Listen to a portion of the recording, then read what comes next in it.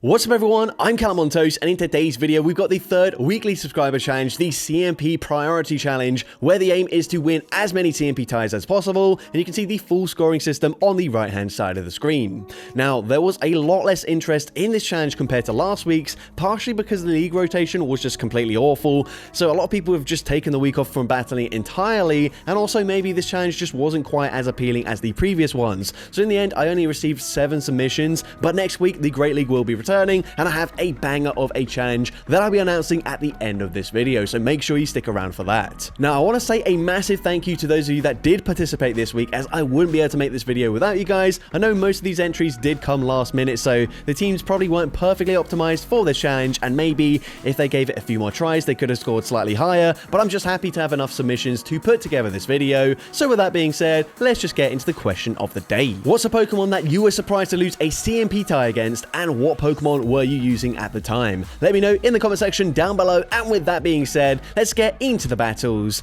now. Alright, so heading into the first battle, and actually starting in the Open Master League. Now, this trainer did mention that they definitely do not have enough XL candies for some of their Pokemon, especially this Necrozma, but Necrozma is still going to be very good in this matchup up against Annihilate. We're going to shield up the Rage Fist. Honestly, I'm actually not... We probably lose CMP in this matchup here, so kind of forced not to throw on CMP, which is kind of interesting, because if we throw on CMP and lose the CMP tie, we're actually going to lose 1 point there. So we are actively avoiding throwing on CMP right now, throwing one fast move before the opponent reaches another Rage Fist. We go for Dark Pulse. Our switch clock is actually up, so now we can swap back into Rhyperior. The opponent goes for another Rage Fist. These counters are absolutely chunking, but we get that farm down there before the opponent comes in with a Extrasensory Landorus. What the heck is this? I think we did see this. The battle was at like 1600 elo, which is obviously a very low elo from compared to like what we're used to seeing. But either way, we are going to let the Sandsear Storm go through. We are not going to throw a charge move, committing to the farm down, but not getting that farm down. The opponent makes it to another Sandsear Storm, and now it's just our Kyurem Black that we've got left. The opponent comes back in with the Avalugg, and we are going straight for Freeze Shock. Freeze Shock, we're able to win CMP. So finally, that will be 1 point on the board, and we're able to debuff their attack. Now, honestly, I have not played Master League since these new forms of Kyurem have been available. I don't know if that's a guaranteed attack debuff or whatever, but another CMP tie there, getting the +1 point there, another +1 for the KO, and then 2 points bonus for getting a win. So finishing on 5 points overall. Into next battle, we see Ace Crafty in the lead. The opponent safe swaps into Annihilate, and we're going to swap Catch the Charge Leaf onto our Golisopod. The opponent fires off a Rage Fist there, boosting up their attack. We are now going to farm up to 6 Shadow Claws, throw on the CMP tie, winning CMP, firing off the Exeter, and grabbing a shield in the process. At this point, we're going to shield up the Golisopod here, as the opponent fires off a second Rage Fist, and we can now overfarm. We're actually not going to go and try and throw on CMP this time around, probably recognizing that the opponent is just going to shield and commit to a counter farm down anyways, but we can come back in with the Annihilate, winning CMP with our own Annihilate, go for the Rage Fist, get the KO, so a bonus point for the KO there, and the opponent comes in with a Shadow Swampert, so we throw on CMP again, winning CMP there, getting that 1 point. Rage Fist doesn't quite get the KO there, so no bonus points this time around, but we can shield up the Hydro Cannon, go for the counter farm down. They come back in with the Scrafty, and we actually don't choose to throw here. This could have been another CMP tie 1, but foul play doesn't quite take us out there. The opponent concedes the match, so we get our +2 bonus points for winning the game. Into next battle, we see Shadow Shiftry into a Toxapex. We're going to say swap into Lantern, which clearly not going to be winning too many CMP ties, but the opponent comes in with a Gastrodon, so we're going straight for Surf here. Surf is going to do about 30% of their HP, and we're able to reach another Surf before Gastrodon does throw a charge move. Surf number 2 actually going to be shielded by the Gastrodon, and the opponent does throw a move. At this point, Body Slam doesn't quite take us out there. They go for one more Mud Slap, but that's okay. We come back in with the Shiftry. The opponent banks energy before swapping into a Snarl Mandibuzz. So we swap into Morpeko, and we're able to win the CMP tie right off the bat. Go for the Aura Wheel, and Aura Wheel just barely doesn't get the KO, and that is devastating, because that could, of course, been another bonus point for us, but we miss out on the KO as well. We have to take the charge move there. They come in, but the opponent then gets 1 turn lag. We're able to take advantage and win a CMP CMP tie that we shouldn't have been able to get to because, of course, they lagged by 1 turn. But either way, we'll take that point. Earth Power gets the KO. We come back in with the Shift Tree, and we are massively overfarmed. We actually farm up to 100 energy here. We go for the Leaf Blade. Leaf Blade gonna do some decent damage there, and now we've got 2 more Leaf Blades loaded. So Leaf Blade number 2 is going to connect, and we're able to win CMP this time around as the opponent, for whatever reason, throws a last second charge move. We get the bonus point for the KO, and of course, we can just safely shield up the charge move from the Gastrodon, and the Bullet Seed damage gets the KO. We get 2 more bonus points for the win, and we're able to take that game. Into next battle, see Pormort into a Whiscash. So we say swap into our Primeape, and we are going to fire off a Rage Fist immediately. Rage Fist, of course, not going to do too much damage, but it's going to boost up our attack. We actually grab a shield there. We're getting some notifications. You should definitely turn off notifications if you're recording a battle. Unfortunately, no CMP ties there. We did try to throw on CMP, but the opponent overfarms. They throw the charge move. That's okay. We can come in with the Pormort, and now it's our turn to unfortunately get 1 turn, bring in lag there. So we miss out on a fast move, but the opponent swaps back into Whiscash. We're able to swap out into Meowscarada, catch the charge move as the opponent fires off a Mud Bomb. Now we're going to throw on the CMP tie here, winning CMP, going for the Night Sash, and Night Sash gets the KO up against the Whiscash, so a bonus point there. We're now going to overfarm, and again throwing perfectly on CMP, so getting another point there. Night Sash gets the KO, so another bonus point, and they come in with more Peko. Now at this point, surely, okay, never mind, I was going to say, surely we just let this move go through, come in with the Pormort, and win CMP up against more Peko, but no, actually, we're not even going to bother doing that. We're going to go straight for Frenzy Plant, or sorry, Energy Ball there, and get the 2 points for the win, again finishing on 6 points. Into next battle, we're going to see more Peko into Scrafty, so we're going to say swap into Octillery, and the opponent comes in with a Razor Leaf Shift Tree, so no opportunity for us to win CMP here. Instead, going for the Gong Shot and getting the 1-shot there up against the Shift Tree. I don't know why they didn't respect the damage. Obviously, I guess they were calling a bait. But either way, we can now come in with more Peko, and we're able to throw a Psychic Fangs immediately, winning CMP up against the Azumarill there. Very nice as well. That was just a Psychic Fang, so baiting up against the Azu. We're now going to shield up the Play Rough here, and we are going to overfarm in this matchup. And actually, we are going to wait 1 turn to make sure we can throw on CMP once again, and Psychic Fangs this time is going to be no-shielded by the opponent, but that's okay. We get the 1 point there for that CMP tie. We're now going to shield up the Ice Beam. Looks like we can go for a full Thundershock farm down, but instead, again, we wait 1 turn to make sure we throw on CMP, and as well, they're in range where, even if they shielded, I think that would have KO'd anyways, but we get the +1 for the KO there. They come back in with the Scrafty. We are going to have to swap back into Primeape, and this is going to be game over, but can we manage to get a CMP tie for the win? The opponent fires off an Acid Spray. We're just going straight for close combat here, so at this point, close combat, gonna get the KO up against the Scrafty. Another 2 bonus points for the win, and we take that game. Into next battle, we've got Shadow Primeape in the lead up against a Toxapex. So we are going to farm up to 8 Karate Chops, trying to throw on CMP as soon as the opponent reaches a brine, but the opponent overfarms here, so unfortunately no points there. We then overfarm a little bit more. The opponent throws on just a random timing there. No, never mind, they actually full send a Gonk Shot.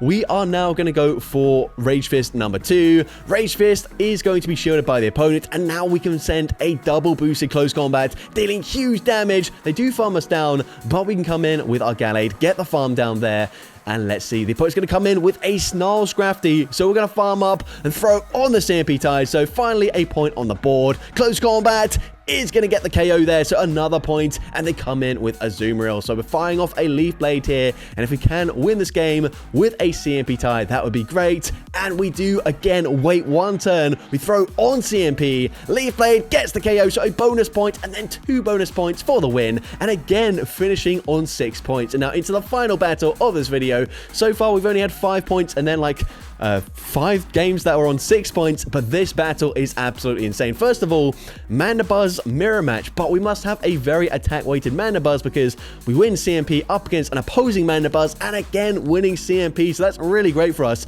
And what you'll find is, obviously, having Pokemon that have high attack stats are going to win CMP more often, but these bulkier Pokemon that win CMP can stay in matchups for longer, and as a result, and as well, because we overfarm here, the opponent recognizing at this point that we're going to win CMP, so they overfarm by 1, we also overfarm by 1, and we get 3 points there up against a Mandibuzz in the mirror match. Now, unfortunately, because we do have a higher attack stat, they're able to survive, but we get the snipe with the Quillfish anyways, and they come in with a Annihilate.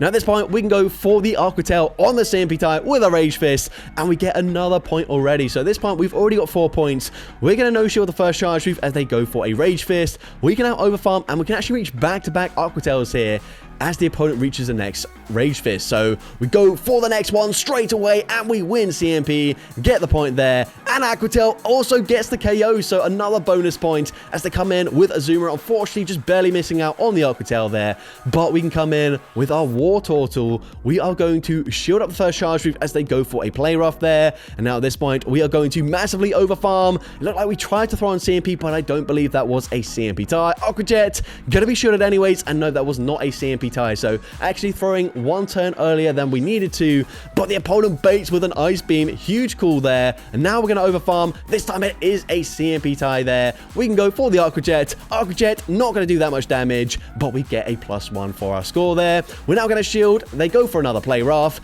and we should be able to reach 2 more Aqua Jets before they reach the next charge move. So at this point, Aqua Jet number 1 gets them low, and we are going to be able to throw another Aqua Jet on the CMP tie at the last second. Aqua Jet gets the KO, so +1 for the KO and 2 points for the win, finishing on a grand total of 11 points. Alright, so it turns out that was not the final battle of this video, as we have one more very late submission. I put these battles together at like 4 AM last night, downloaded all the submissions, but it turns out I got one more submission at like 5 AM, so I hadn't seen it at the time, and yeah, obviously I just didn't realize someone else had submitted a battle there. But either way, we've got the final battle here.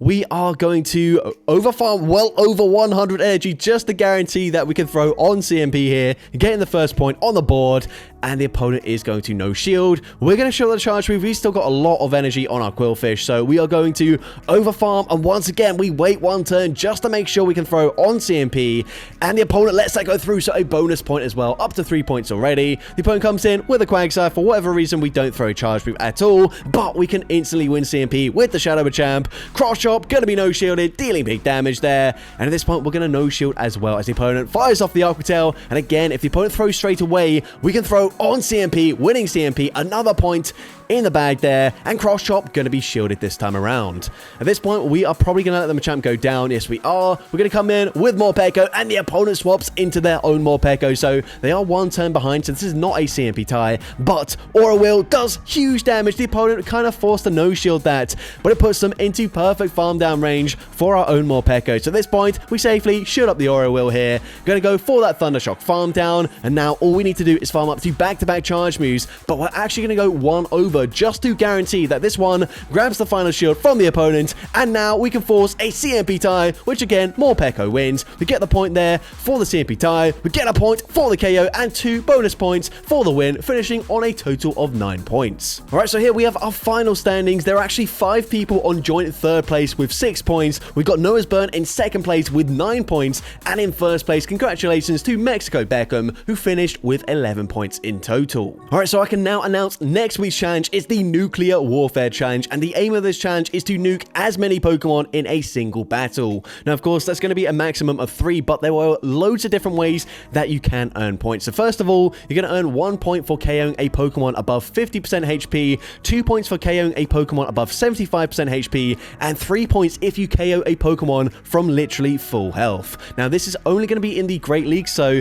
even though we will have access to the Ultra League and Master League, you can only submit in the Great League for this challenge. You also get a bonus point for KOing a Pokemon with a neutral nuke, and 2 bonus points if the nuke that KOs is a resisted charge move. Also, you do have to get the KO if the opponent lives with even 1 HP and a Dream. Unfortunately, that's going to be 0 points there. You also get a bonus point if the Pokemon you KO has a stat product above 2,000, and 2 bonus points if the stat product is above 2,300. Now, I will just take the stat product of the rank 1 Pokemon according to PvPoke, so as to avoid any confusion there. But either way, there are tons of different ways to earn points in this challenge, but you do have to be careful that you've added up your points tally correctly, because previously I had mentioned a lot of people overestimated their score in previous challenges. This time around, people actually underestimated their score because they just didn't take into account certain bonus points that they should have been awarded. So please double check or triple check just to make sure you've actually entered the correct score when submitting your battle. Oh yeah, and one more final thing that I do want to stress: there are no bonus points for a win this time around, as a win will be required required